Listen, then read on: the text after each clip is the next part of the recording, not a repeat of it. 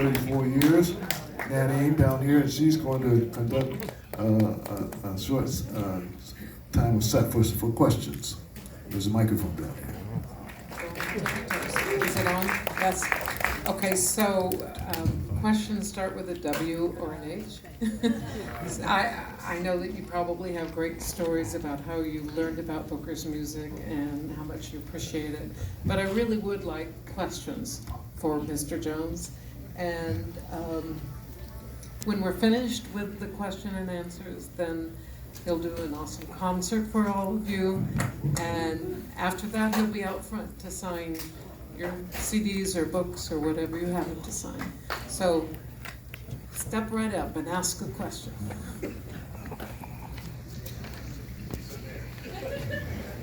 Booker, will you be doing a tour with Steve Cropper? No, Mr. Cropper's not traveling the way he used to. He's doing okay. He's just he's a few years. I'm 75 and he's a few years older. He's staying home, pretty much. Yeah. Thank you. What keeps you going? Oh my goodness, I'm the same 5-year-old that picked up the ukulele and I have the same fire burning to try to make some music and have some fun and learn an instrument, and it hasn't changed. Yeah, thank you. Thanks for coming back to Ardmore. A real treat for us to have you back tonight. Thank you for being here. Thank you for You being talked about some of the influences on you and your music, but also who do you see as your successors, and who's new people that we should be listening to today? I have just finished an album with my friend Matt Berninger of the National. He wrote 20 songs and sent them to me, 20 great songs. He did a lot of work. And just finishing some work with this young man right here, my son Ted Jones. He's written some songs and we're working on it. Two of the songs appear on my new album, Note by Note, which is the companion album to the book, Time is Tight, Note by Note. And Teddy wrote and performed he played guitar on the entire album and sang on those two songs. So we're going to be doing some more together soon. I was curious how you met Neil Young and worked together and what that was like. I had known some of Neil's friends when I first came to California. Steve Stills was one of the people that was one of the reasons I moved to California. They had done such a beautiful album with Graham Nash and David Crosby. But we never met until we worked on the Bob Dylan tribute show at Madison Square Garden. And we were the house band. We played behind all the artists on the album. And we played a song with Neil Young, and we had a nice time on stage, and he invited us to go on the road with him. And that was in 1993. Yeah, okay, thank you. Evening, Booker. Hi. Great pleasure. So what other influences musically or non-musically have influenced your life, and or what other lessons do you have to impart to us and to others? Come back. You want to know what other non-musical influences I had? Yeah, and if you have any lessons to impart to the rest of us. Well, you know, I grew up in the church in Memphis, although my church was just a couple of blocks away from Beale Street, so in Memphis. My church was right on the corner of Vance and Lauderdale, Mount Olive. And so I would go, sometimes I would often go home before I went to church to change suits. I didn't have the same suit on that I had on in the club in the church, But it's still an influence on my life, big spiritual influence.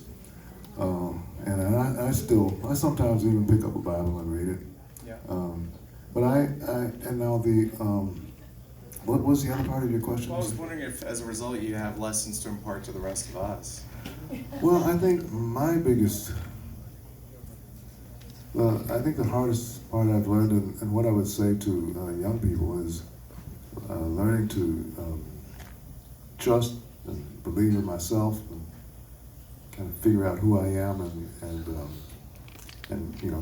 the hardest thing in my life has been listening to that little voice down in there that you kind of kind of ignore sometimes, and it's so accurate and it tells you exactly what you should be doing, and it's so hard to listen to it sometimes. But I think we all have a little voice that knows a little better than our open, conscious self, and it talks to us.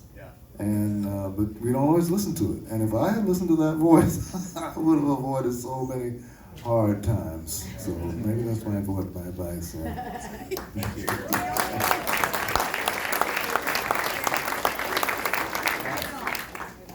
Booker, in your life of learning, it's not just your medium, it's your heart, it's your touch, it's your thoughts, it's your eloquence.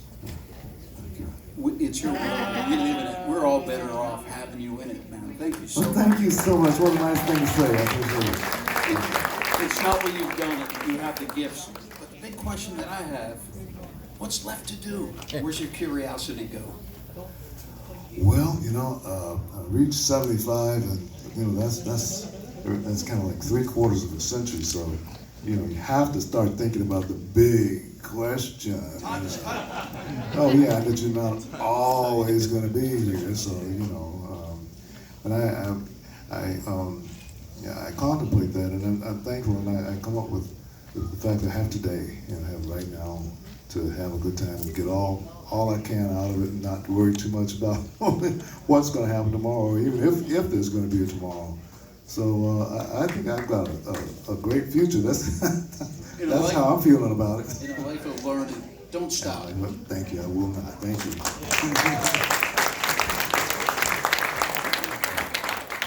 Would you tell us a little bit in general, if there isn't in general, how you and the M.G.s put tunes together in the studio? I mean, did you come in with things written and worked out, or did you put it together in the room? I'm glad you asked that question.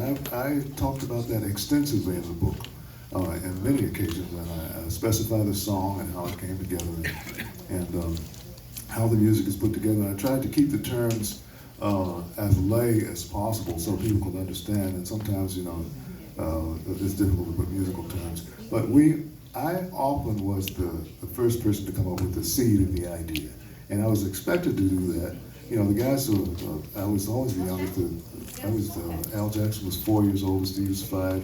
So I was expected to come in with something in mind, some type of idea.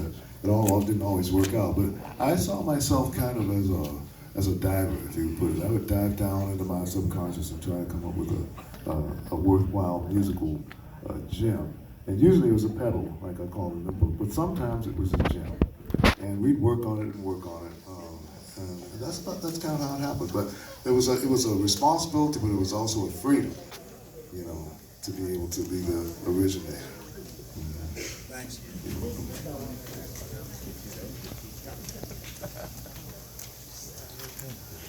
One of my favorite things about the Stax story is about how many, not just musicians, but people from the neighborhood would come in and listen to music and record music, and it felt like a safe space. Now, I know nothing about the music business. I don't know how it is now. But I do wonder, for the current generation and the way the music industry is now, and the way the recording is now, how can that kind of similar space be created, where those kinds of opportunities for people who never thought about it might have that chance?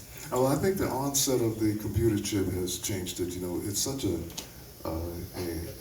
advantage for us to be able to go to a computer and listen to music from all over the world. But at the same time, that situation was so organic and so different. That little record company was able to draw from the talent immediately around, next door, across the street, the foot homes, the Lemoyne Gardens, down the street. People stop by, kind of like me. Oh, there are records in the window. Can you put, oh yes, I can play. Well, I think I might want to be a songwriter. So that is one of the things I think the neighborhood record company that is just missing now, and I don't know if that's possible anymore.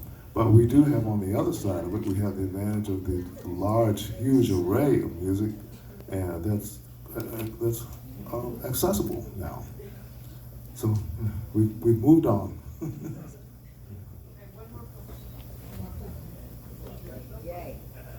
beyond your musical career, how do you want to be remembered? That's a great Beyond my musical career. Thank you. Well, hopefully I was the guy that inspired some young people to believe in themselves and move forward and realize their dreams like I did, whatever their dreams were, whether in science or chemistry or athletics or whatever. Hopefully I was that guy who made a young person think that they could do it. Well,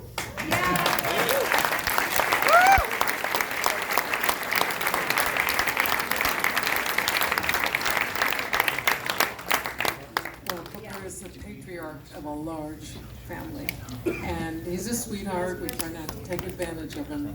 But the beautiful thing I can say about him is that he respects every person each day, no matter what they're going through, and accepts what they're going through. So I think that's a legacy, is to allow people to be themselves and accept it. So I would say that would be another legacy. So enjoy the concert, it's fabulous, and we're going to take a quick brief intermission.